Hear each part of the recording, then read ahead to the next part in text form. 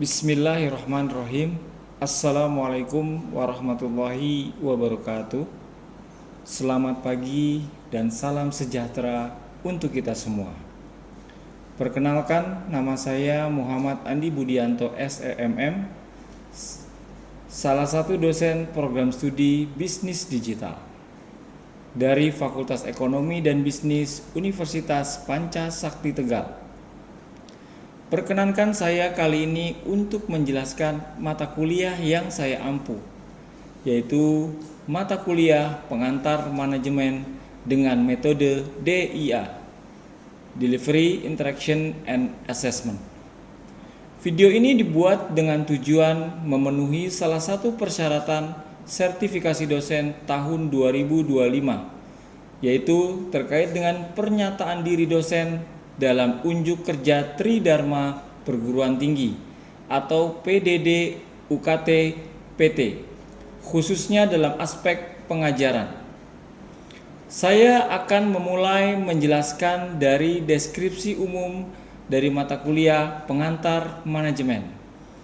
Mata kuliah pengantar manajemen merupakan mata kuliah wajib bagi mahasiswa semester 1 pada program studi Bisnis Digital Fakultas Ekonomi dan Bisnis Universitas Pancasakti Tegal.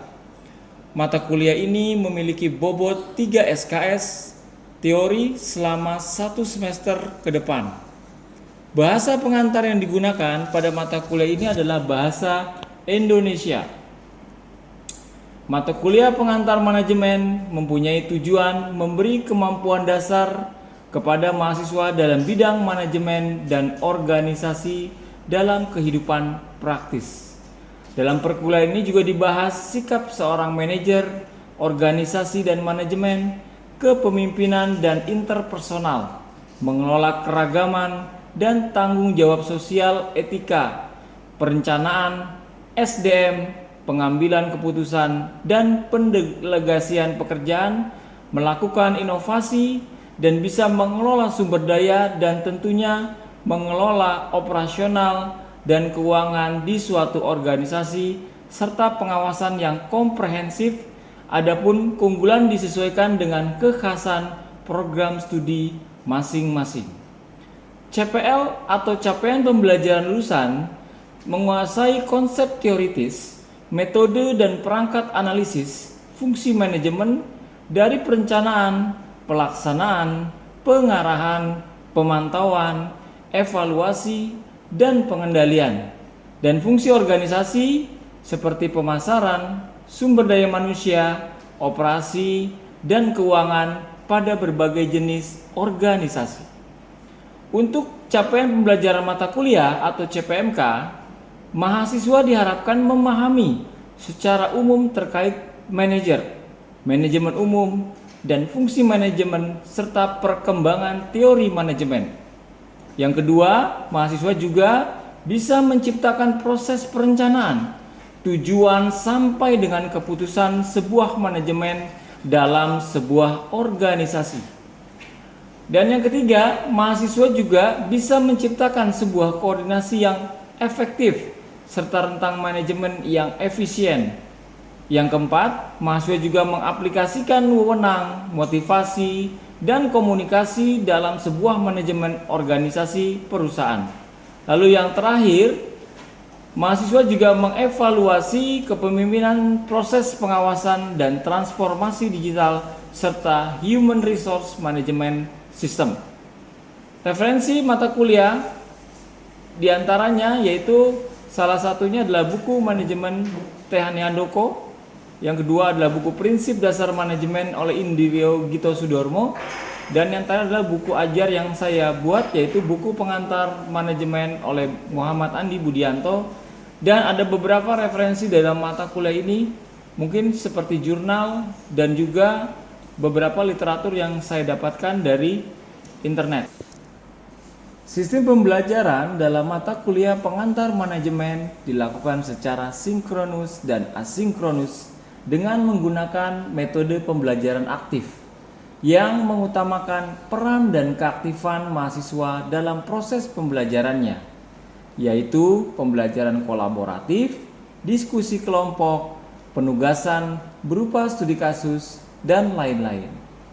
Lama pembelajaran mata kuliah pengantar manajemen ini dilakukan selama 16 pekan, di mana 7 pekan pertama adalah sebelum ujian tengah semester. Lalu kita akan 1 minggu melakukan pekan UTS. Setelah itu kita akan melakukan pembelajaran 7 pekan sebelum ujian akhir semester. Lalu terakhir adalah kita di minggu ke-16 akan melakukan pekan ujian akhir semester. Metode pembelajaran yang digunakan tergantung dari bahan kajian atau materi pembelajaran yang akan disampaikan. Misalnya, pekan sebelum UTS akan menggunakan blended learning dan pekan sebelum UAS akan berfokus pada diskusi kelompok dan studi kasus. Evaluasi pembelajaran pengantar manajemen didapatkan melalui kuis interaktif, penugasan, diskusi kelompok, UTS, dan UAS. Demikian informasi yang bisa saya sampaikan mengenai mata kuliah pengantar manajemen untuk mahasiswa dengan program studi bisnis digital Fakultas Ekonomi dan Bisnis Universitas Panca Sakti Tegal. Berikutnya merupakan cuplikan dari proses pembelajaran yang saya laksanakan secara sinkronus, tatap muka di ruang kelas. Selamat menyaksikan. Bismillahirrahmanirrahim. Assalamualaikum warahmatullahi wabarakatuh. Waalaikumsalam warahmatullahi wabarakatuh. Oke, kita ketemu lagi. Baru ketemu ya? Baru ketemu ya? Oke. Saya kebetulan dosen pengantar manajemen ya. Kebetulan dari program studi digital. Saya ampuh untuk mengurus terkait dengan pengantar manajemen. Oke, sebelum saya masuk ke materi, saya ingin perkenalkan dulu. Nama saya Muhammad Andi Budianto. Kebetulan saya baru di sini, mungkin baru sekitar 2 tahun. Saya hadir di sini untuk bisa memberikan warna kepada bisnis digital ya. Oke, kita akan masuk ke Ada yang mau lebih kenal dekat dengan saya? Mungkin mau menanyakan sesuatu terkait dengan keluarga dan lain sebagainya? Aman ya? Saya istri 1, anak 2 ya. Ya. Rumah saya kebetulan masih di Jakarta, cuma saya tinggal di sini di daerah Tegal ya. Oke, ada lagi mungkin? Aman ya? Kita mulai ya. Oke, kita mulai. Kita akan bahas tentang pengantar manajemen. Yang pertama saya akan coba memberikan apa saja yang mesti kalian miliki dalam sebuah literatur dalam sebuah pengantar manajemen. Kebetulan saya menggunakan Harold Courts ya di jilid 1 dan 2. Terus juga ada manajemen Richard Graff, dan juga ada mungkin saya pakai James F. Stoner, dan terakhir juga saya pakai Tehani Handoko dan prinsip dasar manajemen. Dan kebetulan saya juga lagi menulis buku, mudah-mudahan bisa kelar dan bisa menjadi buku ajar kalian. Oke. Kita lanjut. Di sini kita akan membahas terkait kontrak kuliah ya. Sini ada beberapa absensi, kita lihat minimal 75%. Jadi tolong kalian jangan ada yang bolong-bolong ya, absen ya. Terus juga kalau bisa ada komunikasi dengan santun dan ramah. Artinya kalian kalau mau menghubungi saya harus menggunakan ya kata-kata yang pantas lah ya. Terus juga mahasiswa aktif, dan itu adalah komponen nilai 30%, 30% dan 40%. Jadi kalian tugas absen itu 30%, UTS 30% dan UAS 40%. Oke, materi yang akan saya sampaikan semuanya totalnya sekitar ada 13 ya. Di sini saya sampaikan cuma untuk yang pertama ini ada pendahuluan. Kita akan coba membahas terkait dengan pentingnya manajemen. Oke, kita coba lihat di sini materi yang saya sampaikan. Kira-kira siapa yang membutuhkan manajemen? Who needs management? Apa sih yang dibutuhkan manajemen?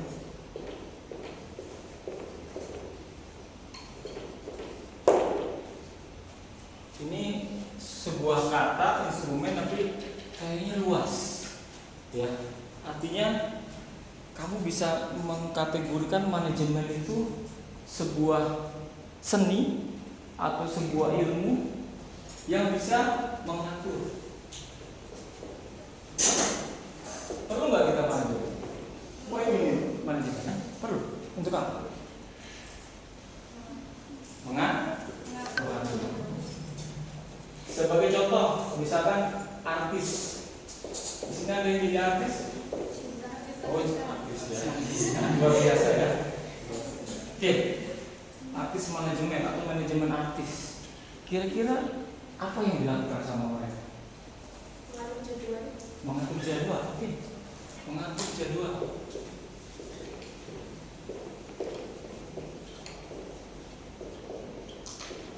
Pengaruhnya apa? Mengatur jadwal itu pengaruhnya supaya tertata, Pak. Tertata.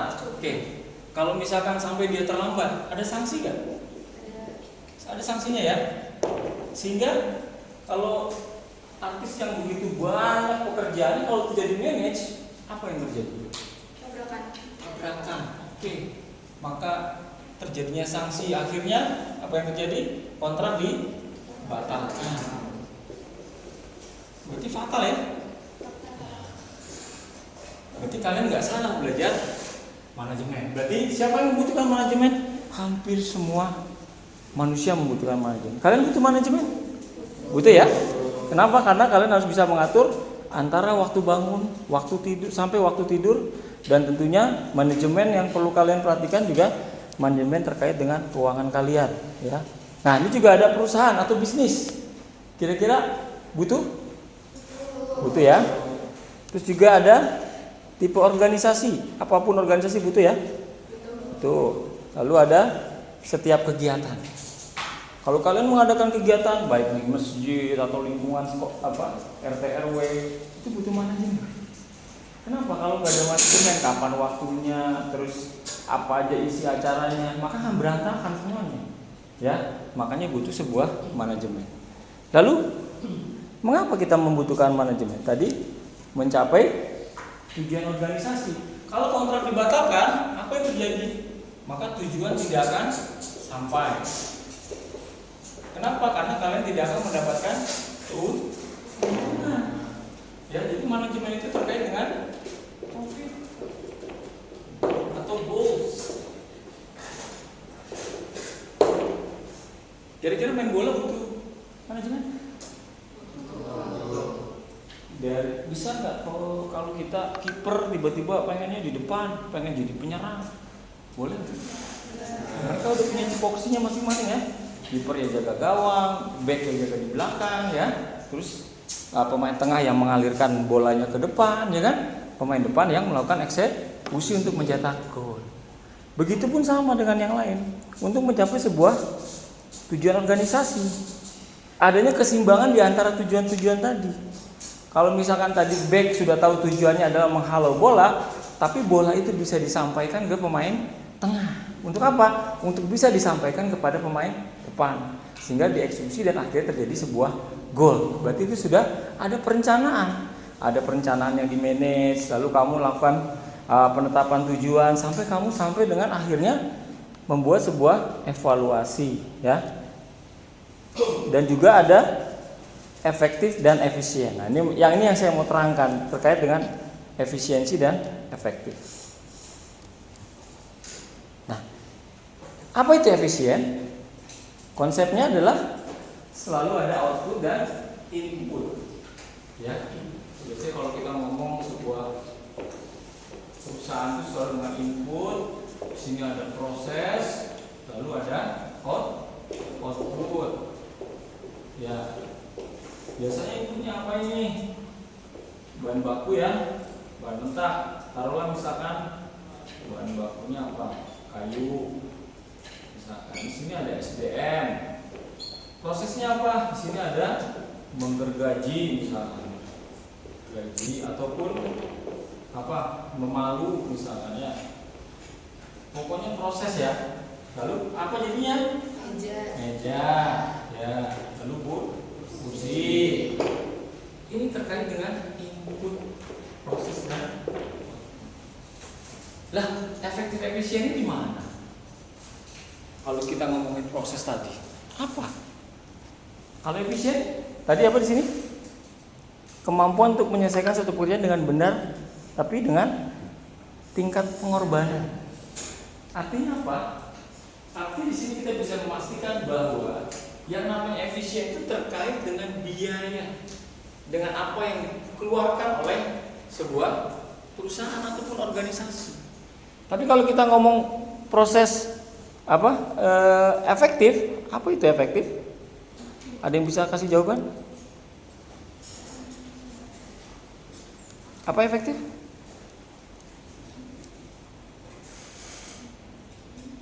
Merupakan kemampuan untuk memilih tujuan atau disebut dengan metode. Ini efektif kalau atau cara. Tapi kalau ini biaya adalah efisien.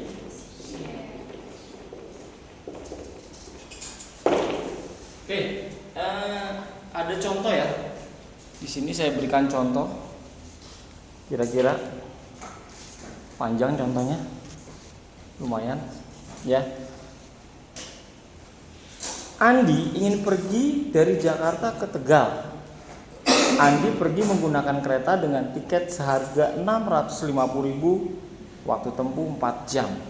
Ya, berarti 650.000, waktu tempuh 4 jam. Terus yang kedua, dia menggunakan yang murah 150.000 ya. Berapa jam? 12 jam. Ini apa? Efektif apa efisien? Ini efektif. Ini efisien. Nah, kenapa? Karena sebenarnya caranya udah benar. Waktu tempuhnya juga cepat. Tapi pengeluarannya besar. Tapi kalau efisien, dia cari pengeluarannya irit. Tapi waktu tempuhnya 12 jam. Tapi sampai ya? Nah, gimana yang efektif dan efisien? Berarti dia menggunakan bis atas atau mungkin apa ya? Shuttle mungkin ya. Zaman sekarang udah kayaknya shuttle. Berapa? 300.000, tapi nyampainya 6. Ini yang dikategorikan sebagai efektif dan efisien. Secara nilai dia juga nggak gede, 300.000, tapi secara waktu dia bisa lebih cepat walaupun tidak secepat dengan menggunakan kereta api. Nah, kalau kamu menjadi seorang manajer, kira-kira bagaimana? Kalau kamu dihadapkan misalkan dengan biaya transportasi yang begitu besar dari satu produksi ke tempat distribusi, lalu kamu akan menghitung kan alternatif yang terjadi, misalkan apakah menggunakan kereta api barang atau menggunakan truk atau menggunakan kapal laut, misalkan seperti itu ya. Nah, kamu bisa menghitung berapa yang efektif, berapa yang efisien. Nah, dari contoh yang tadi saya sampaikan, kamu akan melihat, oh kalau saya lebih kecenderungannya, saya nggak butuh waktunya yang sampai sana cukup dengan 4 jam, saya butuhnya waktunya juga santai kok. Tapi ada juga yang bilang waktu harus cepat. Karena apa? Karena ketika sampai sana bahan bakunya harus bisa langsung diproses. Tanpa bahan baku maka tidak bisa diproses. Misalkan kayu tadi harus diantar ke pabrik. Tapi kalau misalkan kita lambat, yang terjadi lambat nggak? Menunggu bahan baku. Akhirnya efektif lagi nggak? Enggak. Jadi itu tujuan-tujuan tadi harus disatukan. Makanya tadi saya sudah bilang, fungsi manajemen adalah bagaimana menyatukan tujuan-tujuan yang terpisah. Tadi transportasi, nanti tujuannya yang produksi beda lagi. Kalau misalkan efektif efisien cuma di transportasi, tidak di produksi, maka itu akan menjadi permasalahan baru. Ya, jadi penting buat kalian adalah menggunakan sebuah efektif dan efisien. Oke, kira-kira dari kasus ini ada yang mau ditanyakan terkait dengan efektif dan efisien? Mungkin dari teman-teman ada yang share dengan kehidupan sehari-hari juga boleh terkait efektifnya kamu atau enggak. Misalkan kamu saya manajemen waktunya kurang, ya, dari pagi bangun tidur lagi, bangun tidur lagi, itu kayak nggak sulit ya. Oke, ada mungkin yang mau bertanya? Ya.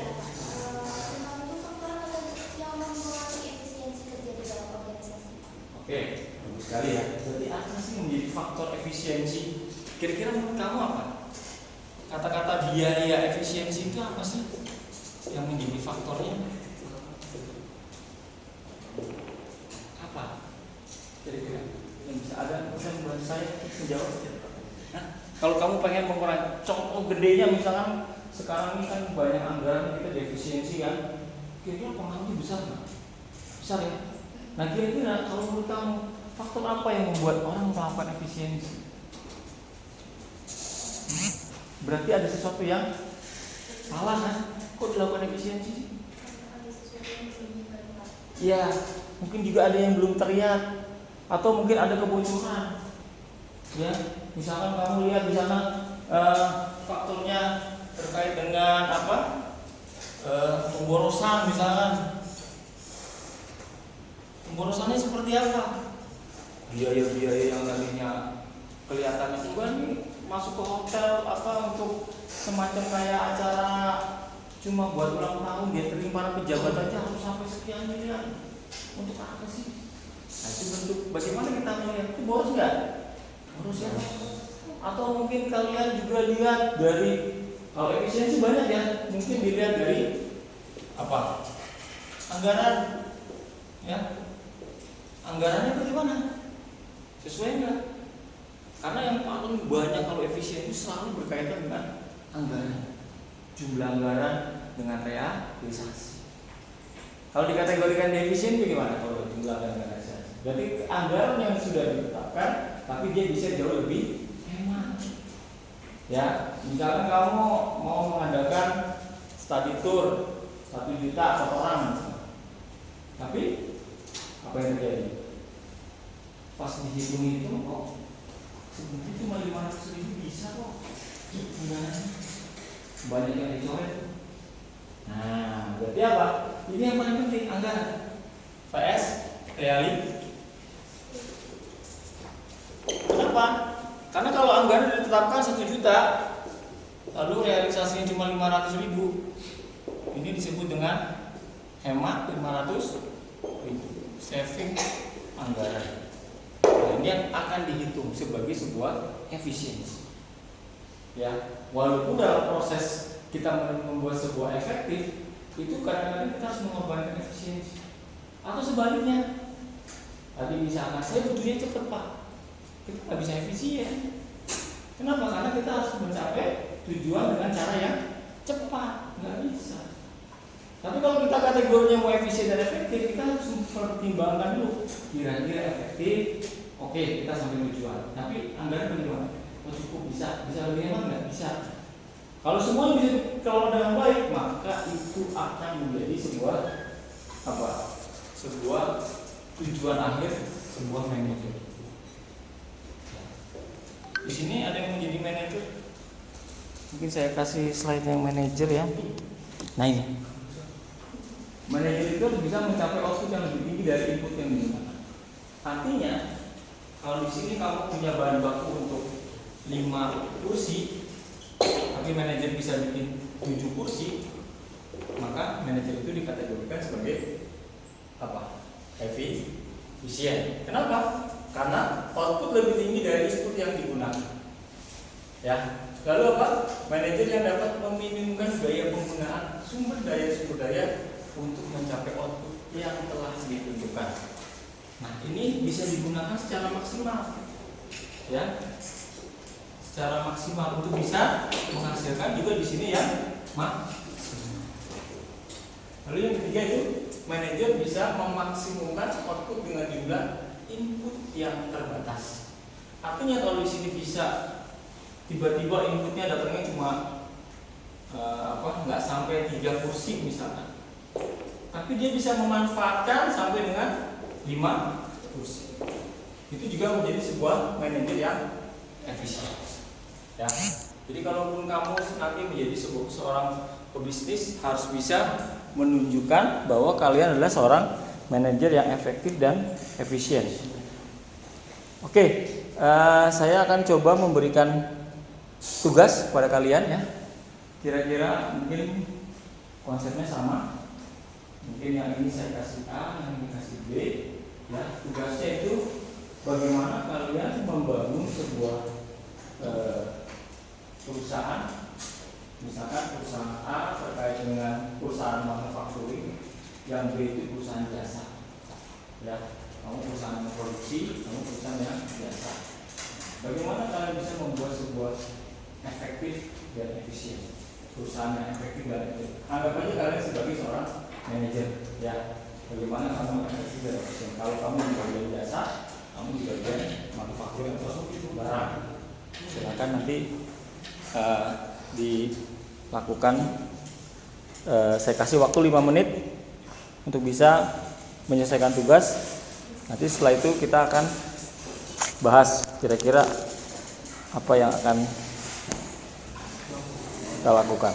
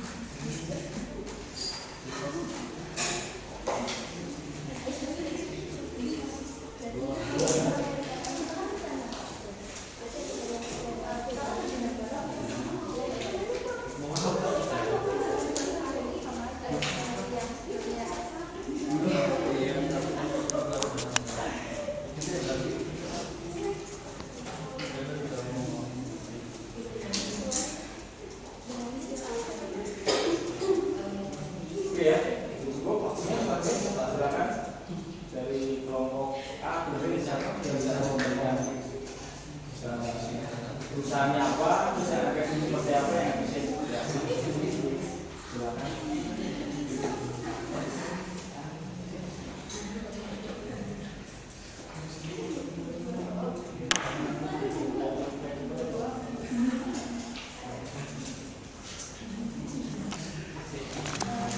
Oke ya, saya sambil absen mungkin ya. Kalian saya sekalian absen mungkin. ada Sandi Ramadhan, ada Arsibian Pratama, Saman Lulus, Devi Nadi, ada Zara, Ika Diranta, Iva ya, Sabrina,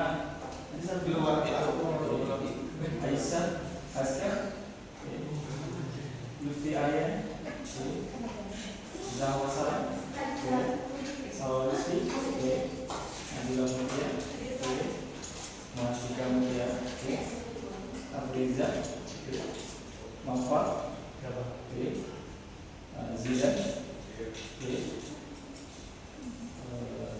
Alfarizi, Malik, Alvin Adilan, Dinda Pramasari. Siap. Berarti ini hanya 2 orang. Oke, silakan. Mungkin ada yang mau disampaikan. Kita tinggal 5 menit lagi.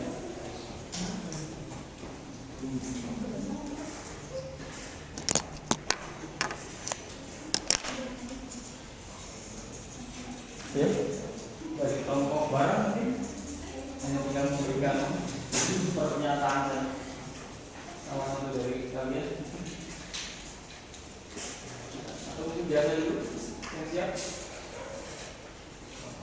Ya, monggo silakan. Oke, yang lain itu ya. Oke, siap. Dari kelompok A ya Pak. Ya. Bagaimana kami membuat sebuah efektif dan efisien di bagian manufaktur pembuatan. Ya. Yang pertama kita harus membuat perencanaan yang matang atau efektif.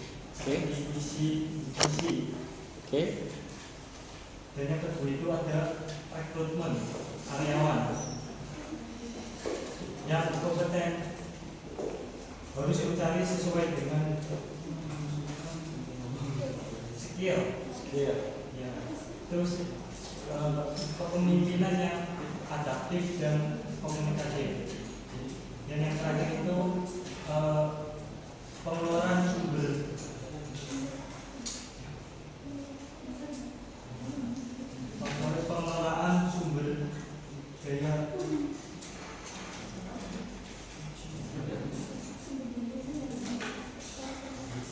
daya secara cermata.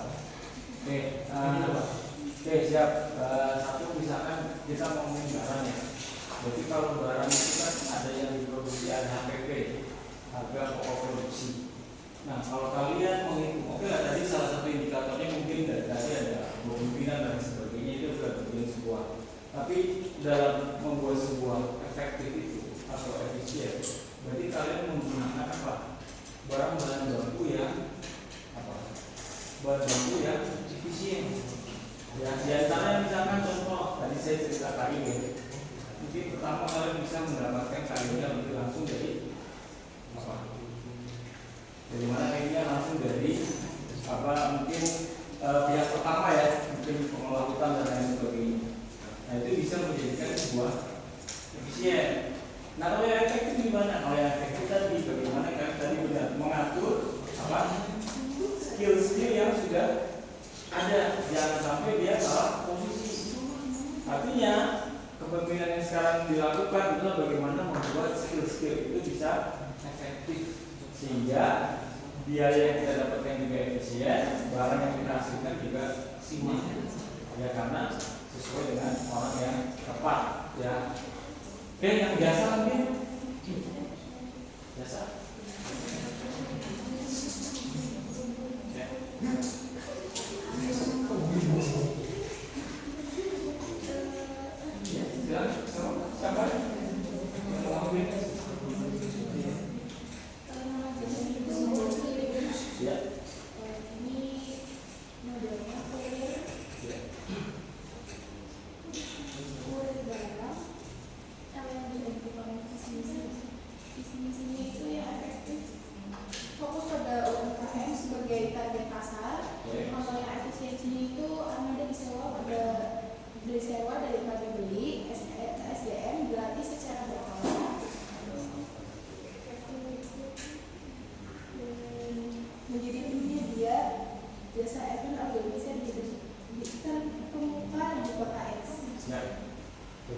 khususnya saya lihat ketika kamu melakukan transportasi tadi ya, berarti kan tadi sudah dijelaskan bahwa kasus sudah masuk ke dalam tujuan negara, berarti kalian lebih baik menyewa daripada mempunyai.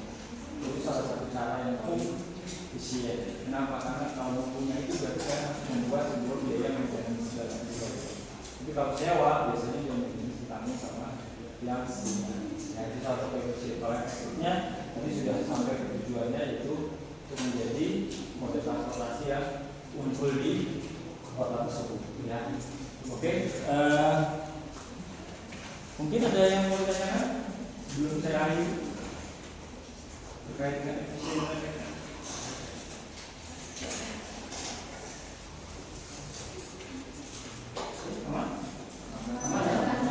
Kalau aman, maka saya akan memberikan suatu conclusion, kesimpulan terkait dengan efektif dan efisien. Oke, kalau kita ngomong efektif, berarti selalu metode atau cara yang bagaimana kalian sampai kepada tujuan, ya, walaupun itu sangat sulit untuk sampai ke sana, ya. Artinya pasti banyak rintangan. Tapi efektif itu bagaimana kalian bisa membuat itu lebih mudah, ya. Kalau efisien adalah bagaimana terkait dengan biaya, input, proses dan output. Jadi kalau misalnya kalian bisa mencapai biaya pada saat proses dan output itu jadi biaya murah, maka kalian sudah melakukan sebuah efisien. Dan apa sih seorang manajer itu harus bisa efisien dan efektif? Artinya kalian bisa menekan biaya, tapi sampai pada tujuan yang kalian inginkan. Ya, oke. Kalau tidak ada yang mau tanyakan, hari ini saya cukupkan kelas ini. Saya banyak terima kasih kepada kalian yang sudah memberikan kontribusi pada hari ini. Semoga kita sehat selalu. Dan saya mohon maaf bila ada kekurangan. Wabillahi taufiq wal hidayah. Wassalamualaikum warahmatullahi wabarakatuh.